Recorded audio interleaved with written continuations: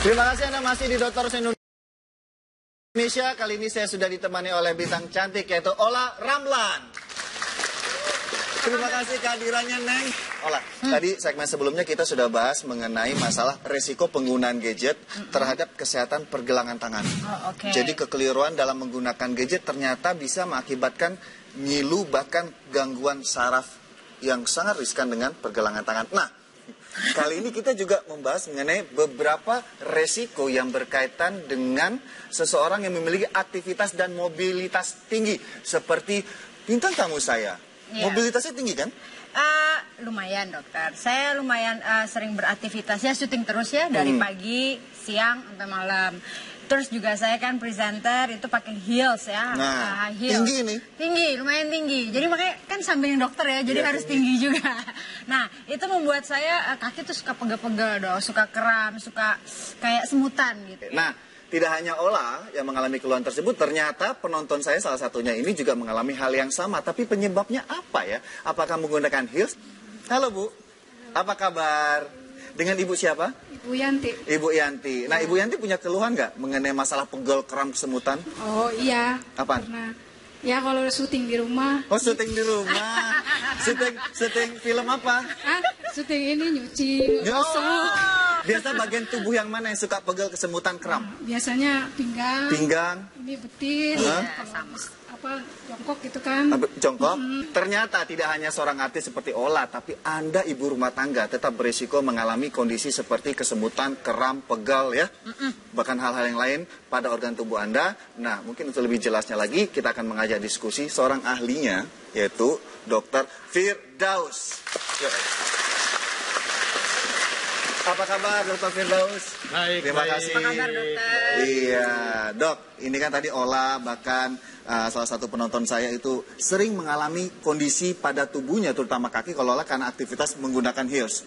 Jadi sebenarnya yang membuat orang akan merasakan kram, tidak enak pada ototnya, nomor satu yang kita harus ingat cara kita berdiri atau cara kita postur, cara kita duduk, cara kita melakukan pekerjaan. Dan yang kedua, waktunya yang harus kita perhatikan. Oke, tadi si Ibu dan Ola ini berkaitan dengan kaki.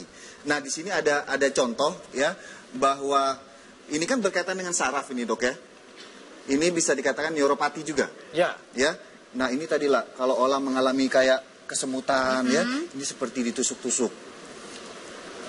Tergantung tadi kata Dr. Firdaus mengenai posisi kemudian heels lamanya, yaitu tinggal masa waktu kesemutan itu gimana mempengaruhi kondisi saraf yang lainnya. Nah tadi kan pegel tuh kebas, nah ini seperti kayak diikat. Kayak diikat. Diikat ya Bu ya. Nah ternyata tidak hanya kaki ya, mungkin saja Anda yang di rumah tentunya pernah mengalami pegel pada bagian Pinggang. Pundak. Iya semua langsung ngaku semua ya. Pundak ya. Pegel mulai dari pundak, ya, bahkan leher, lalu turun ke bawah, ke punggung, pinggang, bahkan juga pegel itu bisa ke paha dan lutut atau kaki bagian bawah. Nah ini yang harus diwaspadai tadi kata Dr. Firdaus bahwa keluhan ini kalau dibiarkan lama bisa mengganggu dari kesehatan sarafnya dok ya. Selain dua faktor yang tadi sudah saya ceritakan, usia juga mempengaruhi. Oke. Karena apa? Karena pada orang tua biasanya yang sudah lanjut usia mulai batas-batasin makan. Mulai aktivitasnya lebih turun. Sehingga nggak seperti dulu. Nah, ketika metabolisme badannya sudah mulai turun, banyak vitamin yang sangat mempengaruhi saraf mulai berkurang. Karena ini berkaitan saraf, ada namanya vitamin B kompleks ya. Yang mempengaruhi proses metabolisme yang akhirnya membuat Anda jarang atau rendah lah risiko untuk mengalami kondisi keluhan tadi. Nah ini B kompleks sejauh mana prosesnya dok mempengaruhi metabolisme? Jadi vitamin B itu suatu vitamin yang gampang hilang dari badan. Padahal dia sebagai enzim atau sebagai pencetus supaya dia bisa menjadi makanan buat saraf. Jadi karena ada B itu jadi kuat semua tulang-tulang kita ya dok ya? Sarafnya jadi lebih baik. Nah ketika makanan sudah mulai berkurang, vitamin B-nya juga kadar di dalam badan berkurang. Nah, mulailah Keluar nanti itu. kesemutan, keluhan dan segala macam. Dan ternyata ini sebenarnya tidak hanya usia juga kan, nggak hanya orang tua.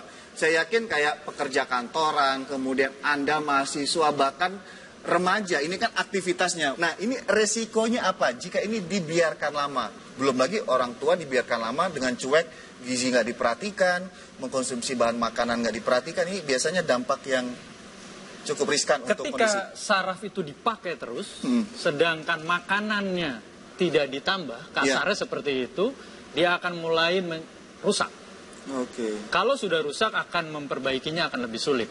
So, kalau dia contoh tadi kaki, dia fungsi dari saraf-saraf pada kakinya akan lebih sulit lagi kita perbaiki.